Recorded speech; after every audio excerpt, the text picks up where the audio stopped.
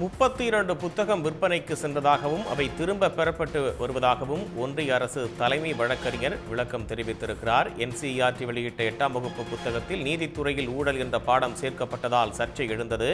8ஆம் வகுப்பு பாட புத்தகத்தில் நீதித்துறையின் ஊழல் என்ற பாடம் இடம்பெற்றது குறித்து உச்சநீதிமன்றத்தில் ஒன்றிய அரசு மன்னிப்பு கோரியுள்ளது.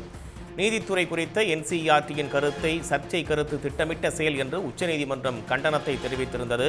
பாடத்தை யார் சேர்த்ததற்கு யார் பொறுப்பு என்பது தெரியாமல் இந்த வழக்கை முடிக்க மாட்டோம் என்றும் உச்சநீதிமன்றம் கூறியிருக்கிறது. நீதித்துறை ஊழல் பாடத்தை புத்தகத்தில் சேர்த்தது யாரோ அவர் தண்டனையை ஏற்றுக்கொள்வார் என்று அரசு தலைமை வழக்கறிஞர் தெரிவித்திருக்கிறார். ஒன்றிய கல்வித்துறை செயலாளர் தரப்பில் மன்னிப்பு கடிதமானது உச்சநீதிமன்றத்தில் அளிக்கப்பட்டது. பாடத்திட்டம் முழுமையாக மாற்றப்படும் என்று மூத்த வழக்கறிஞர் துஷார் மேத்தா உறுதி தெரிவித்திருக்கிறார். உச்சநீதிமன்றத்தில் பாடத்திட்டம் சேர்க்கப்பட்டதற்காக நிபந்தனையற்ற மன்னிப்பு கோருகிறோம் என்றும் ஒன்றிய அரசு தரப்பில் உச்சநீதிமன்றத்தில் தெரிவிக்கப்பட்டது.